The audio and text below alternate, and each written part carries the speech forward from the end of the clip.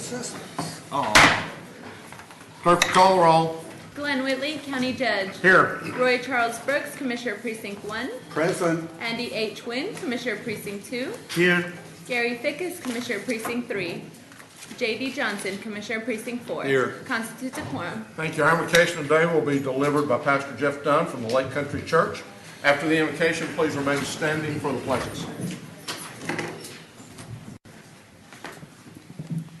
Gracious Heavenly Father, we are humbled to come to you today on behalf of our commissioners and a part of our county commissioner court. And God, today we just pray that you will be present here with us. We are reminded of what the psalmist David said in Psalms 121, verse 6, where he said, "The Lord will keep your goings and coming in, and from this time forevermore." And so, God, today we thank you that you keep us in our comings and our goings, and that, God, you're going to be present in this meeting, and that all decisions will be made will be for the good of your people. And God, we pray that you'll be with our nation, and God, Lord, you'll pray that you'll be with us in the name of Jesus. Amen.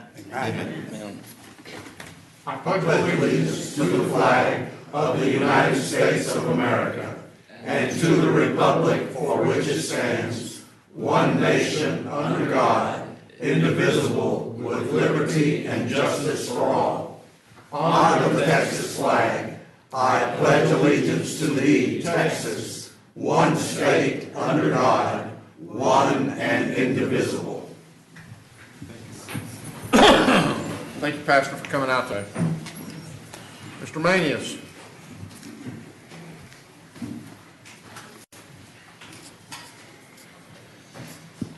Thank you, Your Honor. We have one announcement today as relates to the agenda. That's under information technology, which would be item 8E1. There's a revised court communication in your red folder this morning. It was just a correction on the fund number as it relates to that particular invoice. Also, members of the court, I'd like to remind the court that we will not be having a Commissioners Court meeting on July 26th. So we're going to cancel that particular meeting. And then finally, Your Honor and members of the court, I'd like to make an announcement. Tarrant County has been awarded the Traditional Finances Transparency Star Award for the Open Books website by the Texas Comptroller of Public Accounts. The award recognizes local governments for going above and beyond in their efforts to provide pertinent financial information to citizens in a user-friendly manner. We're the second county in the state to actually have achieved this, second only to Comal County. The Traditional Finance Star is the first of 5 stars that a local government can be awarded. The other areas include economic development, procurement, debt obligation, and public pension. Now that we've been awarded this Traditional Finance Star, we're going to begin the process of working on acquiring the other stars also. This award really highlights the efforts that the county has made as it relates to transparency to both our citizens and our businesses within the county. And it also provides critical information within a very few clicks of the county's homepage. So we all talk about transparency and trying to move toward that. We're the second county in the state that has accomplished this recognition by the state of Texas. And there's several departments that have been working aggressively on this, the county auditor's office, the budget office, and information technology. And so just want to make the court aware of this recognition and the receipt of this award. Have you made the press aware of this? We have, but we're going to again. Thank you.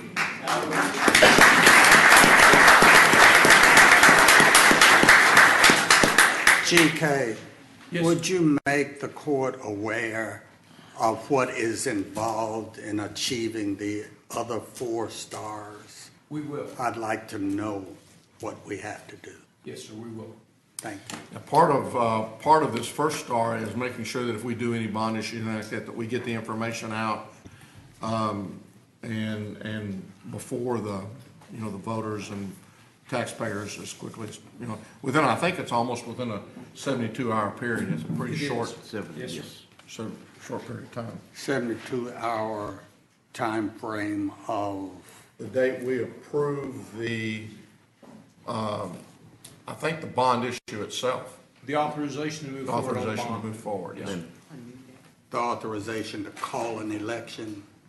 I believe that's right, because we had some discussions about that, because I'm the one that has to sign that letter to go forward. So basically, we have 72 hours to get all the bond-related document up to the website, right? Right. But basically, that was the commitment. And for the most part, we always are there ahead of time. We're usually there while we're discussing it. So Right. It's, it's not ever been an issue from that standpoint No, with us. it's not for us. And that is for new debt as it relates, so that the voters will have that information immediately. Right. Move approval of the minutes. Second. We have a motion and second to approve the minutes. Any discussion? Please vote. Motion passes unanimously. We have before you the consent agenda. Move the approval of the consent agenda. Second. We have a motion and second to approve the consent agenda.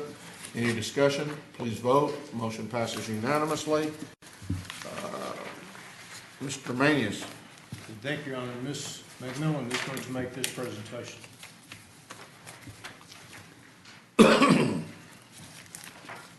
Judge Commissioners, at the end of last year, the Commissioners Court approved a resolution of intent to participate in tax abatement for the American Airlines Corporate Headquarters project, where they will be redeveloping the old Sabre building for construction of the new headquarters campus. The investment is planned at more than $350 million in combined real and personal property improvements to be completed by the end of 2019.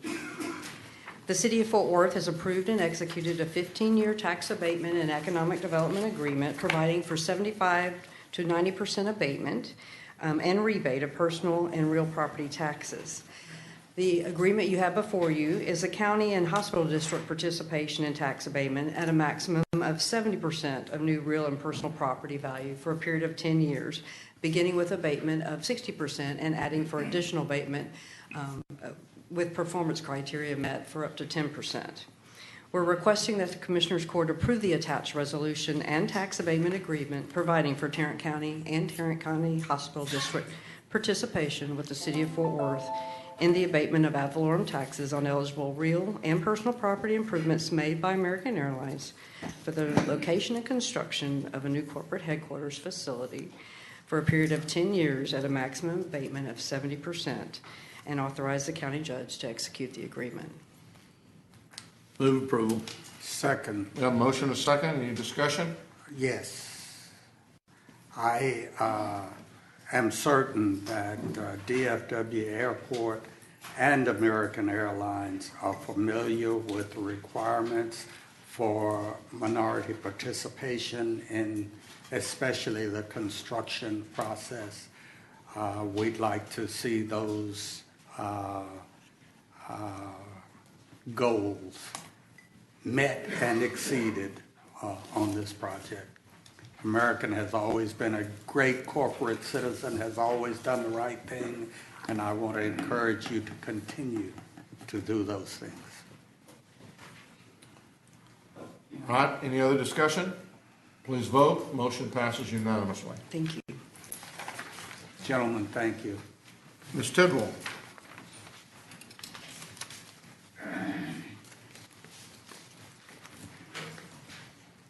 We have two items that we're asking the court to consider this morning. The first is to receive and file the Tarrant County financial statements for the period ended May 2016.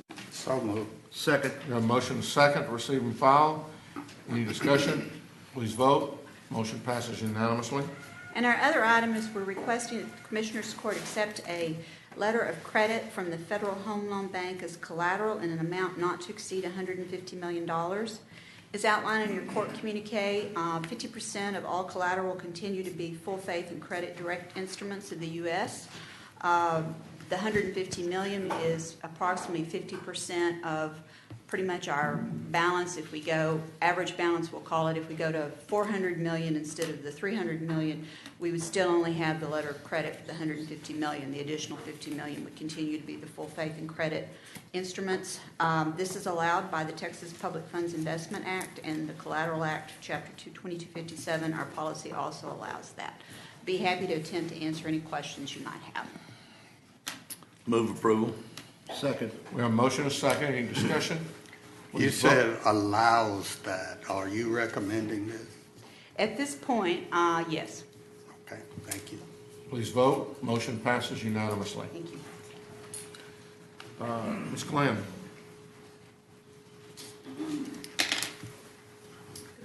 Good morning. Good morning. We have 3 items for the court this morning. The first item, we're asking the court to receive and file the personnel agenda. So move. Second. We have a motion and a second to receive and file the personnel agenda. Please vote. Motion passes unanimously. Our second item, we're asking the court to approve an out-of-class pay extension for public health. This is one that you've seen of times. Dr. Tenasia is requesting an extension of out-of-class pay for his lab services division manager through September the 28th. The cost to the public health fund, we're estimating to be a little bit more than $1,800, including fringe benefits. However, this cost is offset entirely by salary savings. Move approval. Second. We have a motion and a second. Any discussion? Please vote. Motion passes unanimously. In our third and final item, we're asking the court to approve a waiver of terminal benefits for the county clerk's office. Ms. Garcia is requesting a waiver effective July 13th for 336 vacation hours with the net cost to the general fund estimating to be approximately $6,300, including fringe benefits. Move approval. Second. We have a motion and a second. Any discussion? Please vote. Motion passes unanimously. Thank you. Chris? No. No, Chris. Pat. Hi there. Good morning. Good Hi, morning, Judge, morning. Commissioners. It is requested that the Commissioners Court approve payment of an invoice to SRA International for the gang net maintenance. Move approval. Second. We have a motion and a second. Any discussion? Please vote. Motion passes unanimously. Thank you. Vinny? Did you get them mosquitoes under control? We're trying. Congratulations are due to our public health director.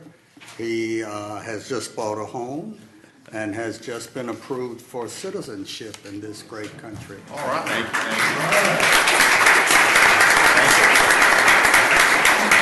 Yes, in fact, we close on the house this afternoon, and next Tuesday after court, I'll be heading over to USCIS office in Irving to be sworn in as a U.S. citizen. So it's all good news. That's great. Congratulations. I'm particularly glad to see him acquire some debt in as an indication that he may plan to stay for a while. Yes, sir. And I think if Commissioner Pickus was here, he'd be asking, where are you moving to? South Lake, of course. Boo. I know. I can only make one of you happy. Where did your wife want to move? South Lake. Yeah, That's you hit it right on the head. That's the deciding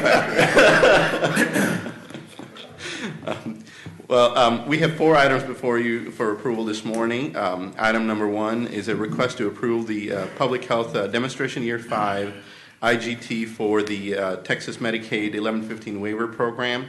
And that amount going up is about $2.5 million or $2.6 million, and the amount coming back is approximately $5.8 million in about a month.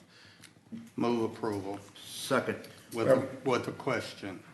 Yes, sir. Is this the final year of this funding cycle? It's the final year of the approved funding cycle. We've been told that there's a 15-month extension that's been granted, and that's sort of a transition period that they've granted to figure out what are going to be the next step. These were the first 5 years were demonstration years, so the expectations is now there's going to be implementation years. But again, it's above my pay grade to decide that. Thank you, Benny. Please vote. Motion passes unanimously. Second item before you for approval is the Department of State Health Services FY 2016-17 Community Preparedness Section Laboratory Response Network Grant Contract. if you'll recall, 3 weeks ago, I brought to you the request for approval to apply for these funds, and now this is the actual grant contract. I believe the amount is about $290,000. Move for approval. Second. We have a motion and a second. Any discussion? Please vote. Motion passes unanimously. Third item before you for approval is to submit a grant application for DSHS and through Health Resources and Services Administration for funding to increase the capacity of our preventive medicine clinic.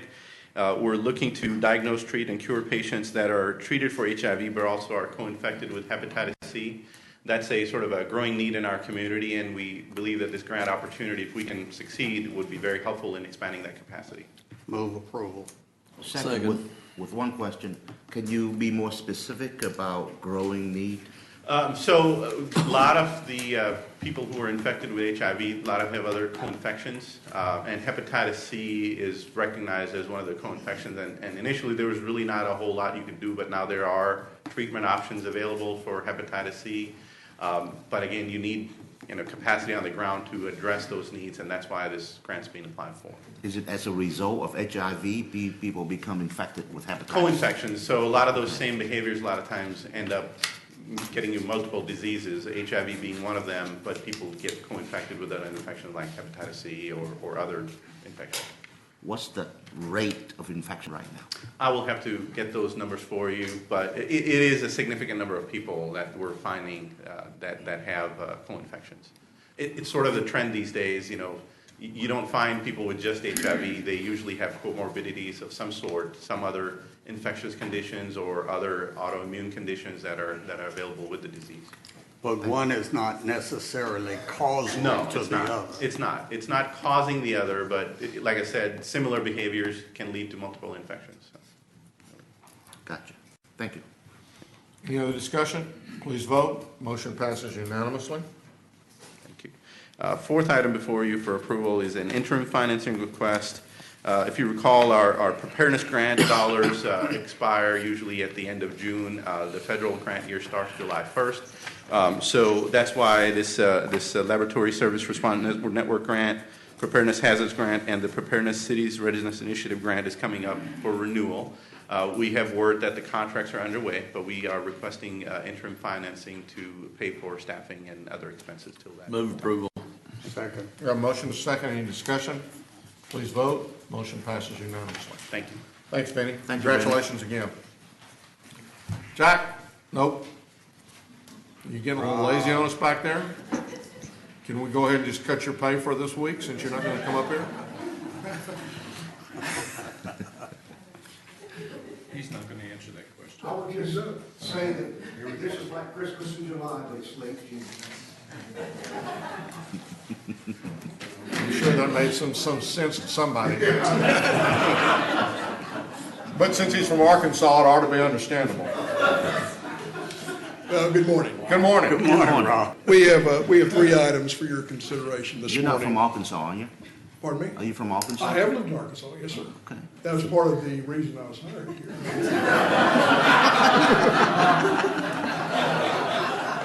I'd like to just make sure that the members of the purchasing board, one of who is here today, remembers that at the next meeting.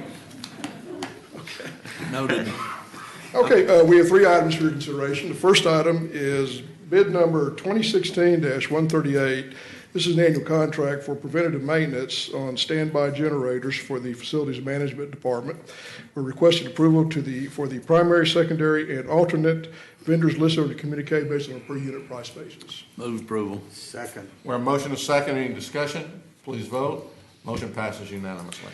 Our second item is in regards to RFP number 2014-086.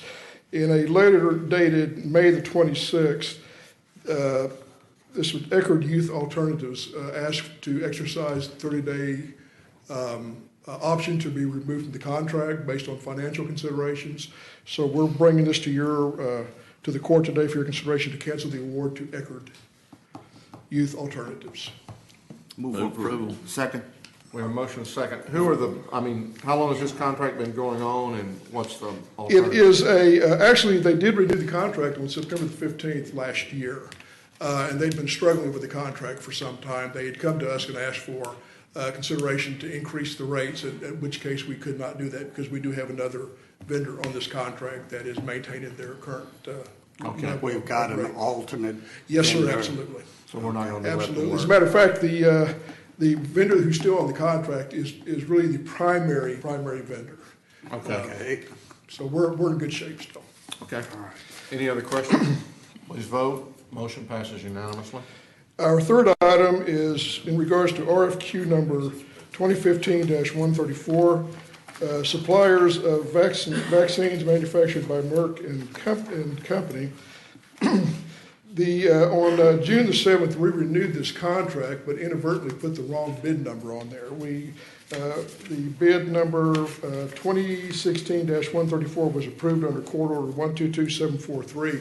We're asking to rescind that court order and approve the contract on the new. Move approval. Second. We have motion is second. Any discussion? Please vote. Motion passes unanimously. Thank you. Thank you. Are there any appointments today?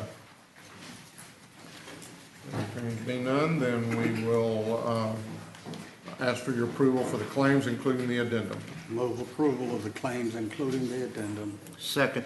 We have a motion is second to approve the claims and the addendum. Please vote. Motion passes unanimously. Briefing items, Mr. Mayes? Thank you, Your Honor. Members of the Court, we have one item to bring to you this morning. It concerns the Arlington ISD Student Intern Program. Ms. Worthy is here to address the Court. Good morning. Good morning. So we are here to discuss with you the Arlington Independent School District Student Intern Program. This is a new program that the Arlington ISD is launching for school year 2016-2017. These interns may actually be paid interns or unpaid interns. If they are paid, the cost would be the responsibility of the county. These individuals or these student interns would be expected to work 15 hours per week, and the work should be beneficial to the student. It should allow them to observe or shadow and learn about work environments, workplace skills and knowledge, and be relevant. Especially if they're unpaid interns, there are requirements that need to be met as to what kinds of duties they've been assigned. If we participate this, every 6 weeks, the supervisor of this student must visit with the teacher, and that can be in person or on the phone, and they must complete an evaluation of that student. And this evaluation will count as 30% of that individual's grade in this particular class. So obviously that's very important to take care of. This program is for juniors and seniors, which would be age 16 and older. Now, the county has a rule that county employees must be of age 18 or older. We have in the past participated in some summer youth programs. Those were not our employees. They came in and worked here and were paid by the Workforce Solutions or some other organizations. So if we were to participate in this program, obviously we would have to have approval of the court to do so, and a determination would need to be made as to whether they would be paid or unpaid. So I'm open to questions and guidance of how to bring this back to you all for a vote. My office and Judge Mary Tom Knudt's office would like to participate in this program. This is a district-wide program with the support of the business community, including the Arlington Chamber of Commerce. We do not anticipate any compensation for these intern positions. Many of these students, some of them I have met, expressed specific interest in building a career in government. The only challenge is we have a policy that would not allow even volunteers to be, they have to be 18 years or older. So I would like to ask the court to exempt this particular program from that policy so we can work with the junior and senior students in the Arlington Independent School District and help prepare them for a career that will be better for their families and also for our communities. So that's I find great value in these internship programs. Precinct 1 has run an internship program for 30 years. We've got 3 interns this summer that we assign to various county departments, and we pay these kids. Of course, we require them to have some college, which puts them over the age of 18. But I find great value in this and would recommend waiving the age requirement. I certainly don't have any problem with it. It's just, I think, let's run it through the DA's office. We've had discussions with both the DA's office and risk management. Certainly with these individuals, we are subject to child labor laws, but primarily the duties they would be assigned would not be in conflict with that. We're not going to have them doing logging or working with radioactive things or anything like that. The long list of things. That means they can't work in Wilder's office because he's radioactive anyway.